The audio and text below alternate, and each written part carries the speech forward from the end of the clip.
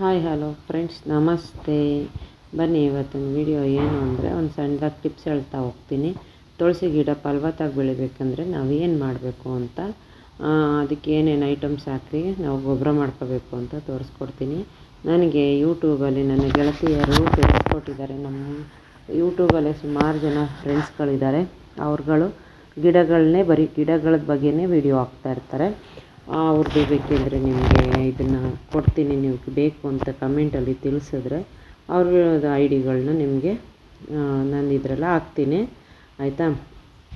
ಅವರು ಗೊಬ್ಬರ ಯಾವ ಥರ ಮಾಡ್ಕೋತಾರೆ ಅನ್ನೋದನ್ನ ನನಗೆ ಅವ್ರ ವಿಡಿಯೋಲಿ ನೋಡ್ಕೊಂಡು ನಾನು ಒಂದು 15 ದಿವಸ ಮುಂಚೆನೇ ನಾನು ಇದನ್ನು ರೆಡಿ ಮಾಡಿ ಇಟ್ಕೊಂಡಿದ್ದೀನಿ. ಅದನ್ನು ಗಿಡಕ್ಕೆ ಹೇಗೆ ಹಾಕೋದು ಅಂತ ತೋರಿಸ್ಕೊಡ್ತಾ ಹೋಗ್ತೀನಿ. ಅದಕ್ಕೆ ಮುಂಚೆ ನೀವು ನನ್ನ ವಿಡಿಯೋ ಫಸ್ಟ್ ಟೈಮ್ ನೋಡ್ತಾಯಿದ್ರೆ ಒಂದು ಲೈಕ್, ಒಂದು ಸಬ್ಸ್ಕ್ರೈಬರು, ಒಂದು ಕಮೆಂಟು, ಇಷ್ಟು ನೀವು ಮಾಡಲೇಬೇಕು ಕಂಪಲ್ಸರಿ. ಒಂದು ಸಬ್ಸ್ಕ್ರೈಬರ್ ಆದ ತಕ್ಷಣ ಹಾಲ್ ಬಟನ್ ಅಂತ ಬರುತ್ತೆ, ಅದನ್ನು ನೀವು ಸೆಲೆಕ್ಟ್ ಮಾಡಿ ನಾನು ಮಾಡೋ ವಿಡಿಯೋಗಳೆಲ್ಲ ನಿಮಗೆ ಫಸ್ಟ್ ಟೈಮ್ ಬಂದು ತಲುಪುತ್ತೆ, ಓಕೆನಾ. ಇವಾಗ ನಾನು ಈ ಗಿಡಕ್ಕೆ ನಾನು ಏನು ಮಾಡ್ಕೊಂಡಿದ್ದೀನಿ ಅಂದರೆ, ಒಂದು ಒಂದೆರಡು ಬಾಳೆಹಣ್ಣು ಸಿಪ್ಪೆನ ಚಿಕ್ಕದಾಗಿ ಕಟ್ ಮಾಡಿಬಿಟ್ಟು ಬಾಟ್ಲೊಳಗಡೆ ಹಾಕಿ ಇಟ್ಬಿಟ್ಟಿದ್ದೀನಿ. ಅದಕ್ಕೆ ಸ್ವಲ್ಪ ಮಜ್ಜಿಗೆ ಹಾಕಿದ್ದೀನಿ. ನಮ್ಮನೇಲಿ ಹಳೆ ಉಳ್ದಿದ್ದು ಮಜ್ಜಿಗೆದೋ ಇಲ್ಲ ಹಾಲೊಂದು ಏನಾದರೂ ಇರುತ್ತಲ್ಲ, ಅದನ್ನು ಹಾಕ್ಬಿಟ್ಟು ಬಾಳೆಹಣ್ಣು ಸಿಪ್ಪೆ ಚಿಕ್ಕದಾಗಿ ಕಟ್ ಮಾಡಿಬಿಟ್ಟು ಅದಕ್ಕೆ ನೀರು ತುಂಬಿಟ್ಟು ಮುಚ್ಚಿ ಒಂದು 15ರಿಂದ 20 ದಿವಸ ಹಾಗೆ ಮಡಗ್ಬಿಟ್ರೆ ಅದು ಫುಲ್ಲು ಗೊಬ್ಬರ ಆಗಿರುತ್ತೆ, ಆಯಿತಾ. ಅದಕ್ಕೆ ಏನೋ ಹೇಳ್ತಾರೆ, ಅದು ನನಗೆ ಹೇಳೋಕ್ಕೆ ಬರ್ತಿಲ್ಲ ಇಂಗ್ಲೀಷಲ್ಲಿ, ಓಕೆನಾ, ಆಯಿತಾ. ಅದಕ್ಕೆ ನಾವು ಪಾಟ್ನ ಫಸ್ಟು ನೀಟಾಗಿ ಕ್ಲೀನ್ ಮಾಡ್ಕೊಬಿಟ್ಟು ಅದರಲ್ಲಿರೋ ಕಸ ಕಡ್ಡಿ ಎಲ್ಲ ತೆಗ್ದು ಬೇಡದಿರೋ ಗಿಡಗಳೆಲ್ಲ ಬೆಳ್ಕೊಂಡಿರುತ್ತೆ ಅದೆಲ್ಲನೂ ಕ್ಲೀನ್ ಮಾಡ್ಕೊಂಡು, ಫಸ್ಟ್ ನೋಡಿ ಬೇಡದಿರೋ ಅಂದರೆ ಇದು ತುಂಬ ಔಷಧಿ ಇರೋ ಗಿಡ, ಅದಕ್ಕೆ ನಾನು ಅವತ್ತಿಂದ ಕಿತ್ತಿರಲಿಲ್ಲ. ಈಗ ವಿಧಿ ಇಲ್ಲ, ಕ್ಲೀನ್ ಮಾಡಬೇಕಾಗಿದೆ, ಅದಕ್ಕೆ ಕಿತ್ತಾಕ್ತಾಯಿದ್ದೀನಿ. ಇದರಲ್ಲಿ ಹಾಲು ಬರುತ್ತಲ್ಲ, ಅದನ್ನು ಉಳ್ಕಡ್ಡಿ ಥರ ಎಲ್ಲ ಆಗಿರುತ್ತೆ ಗೊತ್ತಾ. ಅದಕ್ಕೆ ಇದರಲ್ಲಿ ಬರೋ ಹಾಲನ್ನ ನಾವು ಹಾಕಿದ್ರೆ ಬೇಗ ಉಳ್ಕಡ್ಡಿ ವಾಸಿ ಆಗುತ್ತೆ. ಈ ಗಿಡ ನೀವು ನೋಡಿರ್ಬೋದು, ಇದಕ್ಕೆ ಹೆಸರು ನಂಗೆ ಗೊತ್ತಿಲ್ಲ, ಅದರಿಂದ ಇದನ್ನು ನಾನು ಜಾಸ್ತಿ ಮೆನ್ಷನ್ ಮಾಡ್ತಾಯಿಲ್ಲ. ಒಟ್ನಲ್ಲಿ ನಾವು ಚಿಕ್ಕವರಾಗಿದ್ದಾಗ ಇದನ್ನು ಹಾಕ್ತಿದ್ದೋ. ಉಳ್ಕಡ್ಡಿ ಏನಾದ್ರು ರೌಂಡಕ್ಕೆ ಉಳ್ಕಡ್ಡಿ ಥರ ಆಗುತ್ತೆ, ನೀವು ನೋಡಿರಬೇಕು. ನಾವು ಚಿಕ್ಕವರಾಗಿದ್ದಾಗೆಲ್ಲ ಆಗ್ತಿತ್ತು, ಈಗಂತೂ ನಾನು ನೋಡಿಲ್ಲ ಬಿಡಿ. ತುಂಬ ಚಿಕ್ಕದ್ರಲ್ಲೆಲ್ಲ ಆಯ್ತಿತ್ತು. ಆವಾಗ ನಾವು ಈ ಥರ ಔಷಧಿ ಹುಡಿಕೊಂಡು ನಾವೇ ಮನೇಲಿ ಹಾಕ್ಕೊಳ್ತಿದ್ದೋ, ಆವಾಗ ಬೇಗ ವಾಸಿ ಆಗಿಬಿಡ್ತಿತ್ತು. ಈಗ ಪಾಟ್ಗಳಲ್ಲಿರೋ ಈ ಥರ ಸಣ್ಣ ಪುಟ್ಟ ಕಡ್ಡಿ ಕಸ ಎಲ್ಲನೂ ತೆಗೆದ್ಬಿಟ್ಟು ಅದು ಪಾಟ್ಗೆ ಚಾಕು ತಗೊಂಡು ಚೆನ್ನಾಗಿ, ಚಾಕು ಆಗಲಿ ಇಲ್ಲ ಒಂದು ಕಬ್ಬಿಣದ್ದು ಯಾವ್ದಾದ್ರು ಒಂದು ಇದಾಗಲಿ ಹಾಕಿ ಚುಚ್ಚಿ ನೀಟಾಗಿ ಮಣ್ಣೆಲ್ಲ ಲೂಸ್ ಮಾಡಬೇಕು. ಚೆನ್ನಾಗಿ ಲೂಸ್ ಮಾಡಿ ಮಣ್ಣೆಲ್ಲನೂ ಗಿಡಗಳಲ್ಲಿರೋ ಸೆತ್ತೆ ಮತ್ತು ಒಣಗಿರೋ ಎಲೆಗಳು ಎಲ್ಲನೂ ಕ್ಲೀನ್ ಮಾಡಬೇಕು. ಕ್ಲೀನ್ ಮಾಡಿಬಿಟ್ಟು ನಾನು ಆಮೇಲೆ ಅದಕ್ಕೆ ಹೇಳೋಕ್ಕೆ ಬರ್ತಿಲ್ಲ, ಓಕೆ, ಆ ಥರ ಗೊಬ್ಬರ ಮಾಡ್ಕೊಂಡಿದ್ದೀನಲ್ಲ ಅದನ್ನು ಹಾಕ್ತಾಯಿದ್ದೀನಿ. ಹಾಕೋದನ್ನ ತೋರಿಸ್ಕೊಡ್ತೀನಿ, ಆಯಿತಾ. ಕ್ಲೀನ್ ಮಾಡಿ ಫಸ್ಟು ಎಲ್ಲ ಎಲೆಗಳನ್ನೂ ಕ್ಲೀನ್ ಮಾಡ್ಕೊಬಿಡ್ಬೇಕು. ನೋಡಿ, ನಂದು ಮನಿ ಪ್ಲಾಂಟ್ ಇಷ್ಟು ಈ ಥರ ಬಂದಿದೆ.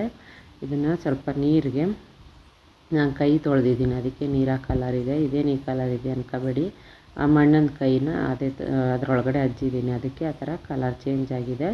ಅದರೊಳಗೆ ಈ ಬಾಳೆಹಣ್ಣು ಸಿಪ್ಪೆದು ಉನಿ ಹಾಕಿದ್ವಲ್ಲ, ಆ ನೀರನ್ನ ಅರ್ಧ ಹಾಕ್ಕೋಬೇಕು. ಡೈರೆಕ್ಟಾಗಿ ಇದನ್ನು ಹಾಕ್ಬಾರ್ದು, ನೀರೊಳಗಡೆ ಮಿಕ್ಸ್ ಮಾಡ್ಕೊಂಡು ಹಾಕಬೇಕು, ಆಯಿತಾ. ಅದು ಗಿಡ ಚೆನ್ನಾಗಿ ಬರುತ್ತೆ. ಈಗ ದಾಳಿಂಬೆ ಹಣ್ಣೆಲ್ಲ ನಾವು ಕಟ್ ಮಾಡ್ಕೋಬೇಕಾದ್ರೆ, ಇದು ಸೆಕೆಂಡ್ ಟಿಪ್ಸು. ದಾಳಿಂಬೆ ಕಟ್ ಮಾಡಬೇಕಾದ್ರೆ ಕೈಯೆಲ್ಲ ಕಪ್ಪಾಗುತ್ತೆ. ದಾಳಿಂಬೆ ಕಟ್ ಮಾಡ್ಕೊಳ್ಳೋಕ್ಕೆ ಕೈಯೆಲ್ಲ ಕಟ್ಟಾಗುತ್ತೆ ಅಂತಲೇ ಎಷ್ಟೋ ಮಕ್ಕಳುಗಳು ಮನೇಲಿ ಹಣ್ಣೇ ತಿನ್ನಲ್ಲ, ದಾಳಿಂಬೆ ಹಣ್ಣು ಕೈಯೆಲ್ಲ ಗಲೀಜಾಗುತ್ತೆ ಬೇಡ ಅಂತ. ಅದನ್ನು ನಾವು ಈ ಥರ ಕೈಗೆ ಒಂದು ಸ್ವಲ್ಪ ಎಣ್ಣೆ ಸವರ್ಬಿಟ್ಟು ಆಮೇಲೆ ದಾಳಿಂಬೆ ಹಣ್ಣು ಕಟ್ ಮಾಡೋಕ್ಕೆ ಸ್ಟಾರ್ಟ್ ಮಾಡಿದ್ರೆ ನಮ್ಮ ಕೈ ಒಂದು ಸ್ವಲ್ಪನೂ ಗಲೀಜಾಗಲ್ಲ. ನಾವು ದಾಳಿಂಬೆ ತಂದಮೇಲೆ 1 kg ಗ್ಯಾರಂಟಿ ತಂದೇ ತರ್ತೀವಿ ಅಲ್ವಾ. 1 kg ಇಲ್ಲ ಅಂದರೆ 2 kg ಇಲ್ಲ ಒಂದು ಅರ್ಧ kgನಾರು ತಂದೇ ತರ್ತೀವಿ. ಆಗ ಏನು ಮಾಡಬೇಕು ಅಂದರೆ, ಒಂದೇ ಸತಿ ಈ ಥರ ಎಲ್ಲನೂ ಕಟ್ ಮಾಡಿ ಬಿಡಿಸಿ ಒಂದು ಎಣ್ಣೆ ಸವರ್ಕೊಬಿಟ್ಟು ಕಟ್ ಮಾಡಿಬಿಟ್ರೆ ಕೈಯಲ್ಲಿ ಒಂದು ಸ್ವಲ್ಪನೂ ಗಲೀಜಿರಲ್ಲ. ಎಲ್ಲನೂ ಬಿಡಿಸ್ಬಿಟ್ಟು ಈ ಥರ ಒಂದು ಬೌಲ್ ತುಂಬಿ ಒಂದು ಬಾಕ್ಸ್ ಟೈಟ್ ಮುಚ್ಚಳ ಇರೋಂಥ ಬಾಕ್ಸಿಗೆ ತುಂಬಿ ಇಟ್ಬಿಟ್ರೆ ಮಕ್ಕಳು ಹೋಯ್ತಾ ಬರ್ತಾ ತಿಂತಾವೆ. ಅವಾಗ ನಾವು ಕೊಡೋಕ್ಕೂ ಈಸಿ ಆಗುತ್ತೆ. ಒಂದು ಬೌಲ್ಗೆ ಹಾಕಿ ಒಂದು 5 ನಿಮಿಷ ಬಿಡಿಸ್ಕೊಡ್ತೀನಿ ಅಂದರೆ ನಿಲ್ಲೋದೇ ಇಲ್ಲ ಮಕ್ಕಳು. ಈಗಲೂ ಕಾಲು ಮಕ್ಕಳು ಟೈಮ್ ಸಾಲಲ್ಲ ಅಂದರೆ ಓಡ್ತವೆ. ಆಗ ನಾವು ಫ್ರೀ ಇದ್ದಾಗ ಈ ಥರ ಬಿಡಿಸಿ ಒಂದು ಬೌಲ್ಗೆ ತುಂಬಿಟ್ಬಿಟ್ರೆ ಅವರು ಇನ್ನೇನು ಹೊರಡ್ತಾವ್ರಿಂದ ಒಂದು ಚಿಕ್ಕ ಬೌಲ್ಗೆ ಹಾಕಿ ಒಂದು ಸ್ಪೂನ್ ಹಾಕಿ ಕೊಟ್ಬಿಟ್ರೆ ತಿನ್ಕೊಂಡು ಹೋಗ್ಬಿಡ್ತವೆ. ನೀವು ಈ ಟಿಪ್ಸ್ನ ಫಾಲೋ ಮಾಡಿ. ಮಕ್ಕಳಿಗೆ ಹಣ್ಣುಗಳು ತಿನ್ನಿಸ್ಬೇಕಂದ್ರೆ ಅರ್ಜೆಂಟಾಗಿ ಕಟ್ ಮಾಡೋಕ್ಕಾಗಲ್ಲ ಅನ್ನೋರು ಈ ಥರ ಬಿಡಿಸಿ ಒಂದು ಬೌಲ್ಗೆ ಹಾಕಿ ಇಲ್ಲ ಒಂದು ಬಾಕ್ಸ್ಗೆ ಹಾಕಿ ತುಂಬಿ ಇಟ್ಕೊಬಿಡಿ. ಇದ್ರ ಜೊತೆಗೆ ಹಲ್ ಜೋಳ ಎಲ್ಲನೂ ಮಿಕ್ಸ್ ಮಾಡಿದ್ರೆ ತುಂಬ ಚೆನ್ನಾಗಿರುತ್ತೆ, ಕೈಯು ಗಲೀಜಾಗಲ್ಲ. ನಾವು ಸಾಮಾನೆಲ್ಲ ದಿನಸಿ ಸಾಮಾನು ತೊಗೊಂಡು ಬಂದಿದ್ದೆ ಈ ಸತಿ. ಆ ಸಾಮಾನುಗಳನ್ನ ನಾನು ಯಾವ ಥರ ತೊಗೊಂಡು ಬಂದೆ ಅನ್ನೋದನ್ನ ಹೇಳ್ತಾ ಹೋಗ್ತೀನಿ ನೋಡಿ. ಇದು ನಾನು ತಿಂಗಳ ಸಾಮಾನು. ಈ ಹಬ್ಬಕ್ಕೆಲ್ಲ ಚೀಟಿ ಕಟ್ತಾರೆ ನಮ್ಮ ಕಡೆ ಎಲ್ಲ, ತಿಂಗಳಿಗೆ 300 ರೂಪಾಯಿ ಕಟ್ಕೊಂಡು ಹೋಗೋದು. ಅದನ್ನು 300 ರೂಪಾಯಿ ಅಂದರೆ ಈ ಸತಿ ನಮಗೆ ಯಾವ ಹಬ್ಬಕ್ಕೆ ಬಂತು ಅಂದರೆ ಉಪವಾಸದ ಹಬ್ಬ ಅಂತ ಬರುತ್ತಲ್ಲ ಆಷಾಢದಲ್ಲಿ, ಆ ಉಪವಾಸದ ಹಬ್ಬಕ್ಕೆ ಕೊಡ್ತಾರೆ. ಎಷ್ಟು ಸಾಮಾನು ತಿಂಗಳಿಗೆ ಸುಮ್ಮನೆ 300 ರೂಪಾಯಿ ಕಟ್ತಾ ಹೋಗೋದು.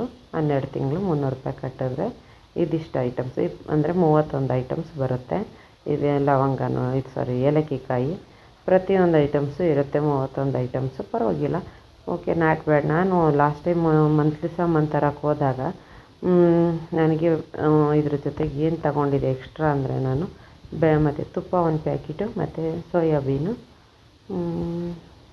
ಸಮಥಿಂಗ್ ಈ ಥರ 1-2 ಐಟಮ್ಸ್ ಎಕ್ಸ್ಟ್ರಾ ಆಗಿತ್ತು ಅನ್ನೋದು ಬಿಟ್ಟರೆ 4500 ರೂಪಾಯಿ ಆಗಿತ್ತು ನನಗೂ. ಸೇಮ್ ಅಷ್ಟೇ ಆಗುತ್ತೆ. ನಾನಲ್ಲಿ ಎಣ್ಣೆ 5 ಲೀಟ್ರ್ ತಗೊಂಡಿದ್ದೆ, ಇಲ್ಲ 10 ಲೀಟ್ರ್ ಎಣ್ಣೆ ಕೊಡ್ತಾರೆ. 10 ಲೀಟ್ರ್ ಎಣ್ಣೆ, 26 kg ಅಕ್ಕಿ ಮತ್ತು ಗೋಧಿ ನೋಡಿ ಐಟಮ್ಸ್ ಎಲ್ಲ ತೋರಿಸ್ತಾ ಹೋಗ್ತೀನಿ. ಇಂಗಿನ ಡಬ್ಬವರೆಗೂ ಕೊಡ್ತಾರೆ. ನೀವು ನಿಮ್ಮ ಕಡೆ ಎಲ್ಲ ಈ ಥರ ಏನಾರು ಹಾಕ್ಕೊಂಡು ಸಾಮಾನು ತಗೊಂಡಿರೋದು ಏನಾರು ನಿಮಗೆ ಐಡಿಯಾ ಇದೆಯಾ? ಹಾಗೇನಾದ್ರು ಇದ್ದರೆ ನನಗೆ ಕಮೆಂಟ್ ಮಾಡಿ ತಿಳಿಸಿ. ಹೌದು ಸಿಸ್, ನಾವು ಈ ಥರ ತಗೊಳ್ತೀವಿ, ನಮ್ಮ ಕಡೆನೂ ಇದೆ ಅಂತ. ನೋಡಿ ನಮ್ಮಲ್ಲಿದೆ. ಇದು ಮಾತ್ರ ಅಂತಲ್ಲ, ನೆಕ್ಸ್ಟ್ ನಾನು ಇನ್ನೂ ಒಂದು ಸುಮಾರು ಐಟಮ್ಸ್ ಹಾಕಿದ್ದೀನಿ. ಅದೆಲ್ಲ ಬಂದಾಗ ನೆಕ್ಸ್ಟ್ ವಿಡಿಯೋ ಮಾಡಿ ತೋರಿಸ್ತೀನಿ. ಈಗ ಸದ್ಯಕ್ಕೆ ಈ ಐಟಮ್ಸ್ಗಳನ್ನ ನಾನು ಸಾಮಾನು ತಗೊಂಡಿದ್ದೀನಿ. ಇದಿಷ್ಟು ಐಟಮ್ಸು ತಿಂಗಳ ಕಟ್ಟೋದ್ರಿಂದ ಬಂದಿರೋಂಥ ಐಟಮ್ಸು. ಓಕೆನಾ? ಈಗ ನನಗೆ ಹಬ್ಬ ಮಾಡಬೇಕಿತ್ತು, ಹಬ್ಬ ಮಾಡಿದ್ನಲ್ವ ಮೊನ್ನೆ, ಈ ಹಬ್ಬಕ್ಕೆ ಬೇಕಾದ ಐಟಮ್ಸ್ ಎಲ್ಲ ನನಗೆ ಇಲ್ಲೇ ಆಗ್ಬಿಡ್ತು. ನನಗದು ರಿಸ್ಕ್ ಅನ್ನಿಸ್ಲಿಲ್ಲ. ಮತ್ತು ಮಟನ್ ಅಷ್ಟೇ, ಮಟನ್ಗೆ ಚಾಮುಂಡಿ ಹಬ್ಬಕ್ಕೆ ಅಂತಲೇ ಮಟನ್ ಫಂಡು ಅಂತ ನಡೆಸ್ತಾರೆ. ಆ ಫಂಡಿಗೆ ನಾವು ತಿಂಗಳ 200 ರೂಪೀಸ್ ಕಟ್ಕೊಂಡು ಹೋಗೋದು. ನಮಗೆ 12 ತಿಂಗಳು ಕಟ್ಟಿಬಿಟ್ರೆ ನಮಗೆ 3 kg ಮಟನ್ನು ಮತ್ತು 1000 ರೂಪಾಯಿ ಕೈಗೆ ಎಕ್ಸ್ಟ್ರಾ ದುಡ್ಡು ಎಲ್ಲ ಕೊಡ್ತಾರೆ. ನಾವು ಅದರಲ್ಲೇ ಹಬ್ಬ ಮಾಡಿರೋದು ಈ ಸತಿ. ವರ್ಷ ಇಡೀ ದುಡ್ಡು ಕಟ್ಕೊಂಡು ಬರೋದು, ಅದರಲ್ಲಿ ಹಬ್ಬ ಮಾಡೋದಕ್ಕೆ ಮಟನ್ ಸಿಗುತ್ತೆ ನೋಡು. ಮಟನ್ಗೆ ಚಿಕನ್ಗೆಲ್ಲ ದುಡ್ಡು ಹೊಂದಿಸ್ಕೊಳ್ಳೋಕ್ಕೆ ಒಂದೇ ಸತಿ ಆಗಲ್ಲ ಅನ್ನೋರು ಈ ಥರನೂ ಮಾಡ್ಬೋದು. ಇದು ನನ್ನದೇ 3ನೇ ಟಿಪ್ಸು. ಓಕೆನಾ? ಇದೇನಪ್ಪ ಇವರು ಈ ಥರ ಎಲ್ಲ ಹೇಳ್ತಾರೆ ಅನ್ಕೋಬೇಡಿ. ಎಷ್ಟೋ ಜನ ಬಡವ್ರ ಮನೆಗಳಲ್ಲಿ ಹಬ್ಬ ಮಾಡಬೇಕು ಅಂದರೆ 100 ಸತಿ ಯೋಚನೆ ಮಾಡ್ತಾರೆ ಅಲ್ವಾ? ನಾವು ಈ ಥರನೂ ಐಡಿಯಾ ಹಾಕಿ ಹಬ್ಬ ಮಾಡ್ಬೋದು ಅನ್ನೋದು ನನ್ನ ಕಡೆಯಿಂದ ಇದು ಟಿಪ್ಸ್ ಫ್ರೆಂಡ್ಸ್. ಇದನ್ನು ಯಾರು ಯೂಟ್ಯೂಬಲ್ಲಿ ಹೇಳ್ಕೊಡಲ್ಲ ಅನ್ಕೋತೀನಿ, ನಾನಂತೂ ಹೇಳ್ತಾಯಿದ್ದೀನಿ. ನನಗಂತೂ ಏನು ಬೇಜಾರಿಲ್ಲ ಇದರಲ್ಲಿ, ಯಾಕೆಂದರೆ ನಾನು ಕಷ್ಟಪಟ್ಟು ದುಡ್ಡು ಕಟ್ಟಿ ನಾನು ಹಬ್ಬ ಮಾಡಿದೆ ಅನ್ನೋದು ನನಗೆ ಖುಷಿ ಇದೆ. ಆಮೇಲೆ ಮತ್ತು ಇದಿಷ್ಟು ಐಟಮ್ಸ್ ಆಯಿತಾ ನೋಡಿ, ಇಷ್ಟು ಐಟಮ್ಸ್ ಕೊಟ್ಟಿದ್ದಾರೆ. ನಿಮಗೇನಾದ್ರು ಇದರಲ್ಲಿ ಲಾಸ್ ಅನ್ನಿಸ್ತಾ ಇಲ್ಲ, ಓಕೆ ತಗೊಬೋದು, ಲಾಸ್ ಇಲ್ಲ ಅಂತ ಏನಾರು ಅನ್ನಿಸ್ತಾ ಅಂತ ನನಗೆ ಕಮೆಂಟ್ ಮಾಡಿ ತಿಳಿಸಿ. ಈ ಐಟಮ್ಸ್ಗಳನ್ನ ನಮ್ಮ ಅತ್ತಿಗೆಯವರೇ ನಡೆಸ್ತಾರೆ. ನಮ್ಮ ಅಣ್ಣ ಇದ್ದಾರಲ್ಲ, ಅವ್ರ ಹೆಂಡ್ತಿನೇ ನಡೆಸ್ತಾರೆ. ಇದನ್ನು ನಿಮ್ಗೆ ಯಾರಿಗಾರು ಇಲ್ಲೇ ಹತ್ರದವ್ರು ಯಾರ್ಯಾರು ಇದ್ದರೆ ಹಾಕ್ಬೇಕು ಅನ್ಸಿದ್ರೆ ಹಾಕ್ಬೋದು, ನಾನು ಅದಕ್ಕೆ ಹೆಲ್ಪ್ ಮಾಡ್ತೀನಿ. ಓಕೆನಾ? ನೆಕ್ಸ್ಟು ಸಾಮಾನಾಯಿತು. ಇನ್ಯಾವ ವಿಡಿಯೋ ಬರುತ್ತೆ ಅಂತ ಗೊತ್ತಿಲ್ಲ, ನೋಡ್ತೀನಿ. ನಾನು ತುಂಬ ವಿಡಿಯೋಗಳು ಯಾವುದು ಮಾಡಿರಲಿಲ್ಲ ಸದ್ಯಕ್ಕೆ. ಈ ಟಿಪ್ಸು ನೆಕ್ಸ್ಟು ನಾನು ಇನ್ನೂ ಒಂದು 2-3 ಐಟಮ್ಸ್ಗಳಿಗೆ ಚೀಟಿ ಕಟ್ತಾ ಹೋಗ್ತಾ ಇದ್ದೀನಿ. ಅದು ಇನ್ನೂ ನನ್ನ ಕೈ ತಲುಪಿಲ್ಲ ಐಟಮ್ಸು. ಆ ಐಟಮ್ಸ್ ಬರ್ತಿದ್ದಂಗೆ ನಾನು ನಿಮಗೆ ಅದ್ರ ಬಗ್ಗೆನೂ ವಿಡಿಯೋ ಹಾಕ್ತೀನಿ. ನಾನು ಯಾವ ಥರ ಐಟಮ್ಸ್ಗಳನ್ನ ಮನೆಗೆ ಸೇವ್ ಮಾಡ್ಕೊತೀನಿ, ನನ್ನ ದುಡ್ಡನ್ನ ನಾನು ಯಾವ ಥರ ಸೇವ್ ಮಾಡ್ತೀನಿ ಅಂತ ನಿಮಗೆ ತೋರಿಸ್ತಾ ಹೋಗ್ತೀನಿ. ಹಾಗೆ ನಾನು ಈ ಸತಿ ನಮ್ಮ ಊರಿಗೆ ಹೋದಾಗ ನಮ್ಮ ಗ್ರಾಮ ದೇವತೆನ ನೋಡೋಕ್ಕೆ ಹೋಗಿದ್ದೆ. ಅದ್ರದ್ದು ವಿಡಿಯೋ ಹಾಕೋಕ್ಕಾಗಿರಲಿಲ್ಲ, ಅದಕ್ಕೆ ಈ ಟಿಪ್ಸ್ ಜೊತೆಗೆ ಹಾಕ್ತಾಯಿದ್ದೀನಿ. ವರ್ಷಕ್ಕೆ ಒಂದು ಸತಿನಾದರೂ ನೀವು ಹೋಗಿ ಗ್ರಾಮ ದೇವತೆನ ದರ್ಶನ ಮಾಡಿ. ಹಬ್ಬ ಟೈಮಲ್ಲಿ ಹೋಗೋಕ್ಕಾಗಿಲ್ಲ ಅಂದ್ರೂ ಯಾವಾಗಲಾದ್ರು ಬೇರೆ ಟೈಮಲ್ಲಿ ಹೋದಾಗ್ಲಾರು ಹೋಗಿ ಗ್ರಾಮ ದೇವತೆಗೆ ಹೋಗಿ ಒಂದು ನಮಸ್ಕಾರ ಹಾಕಿ ಒಂದು ಅಡ್ಬಿದ್ದು ಒಂದು ಪೂಜೆ ಮಾಡಿಸ್ಕೊಂಡು ಬನ್ನಿ, ಒಳ್ಳೆಯದಾಗುತ್ತೆ.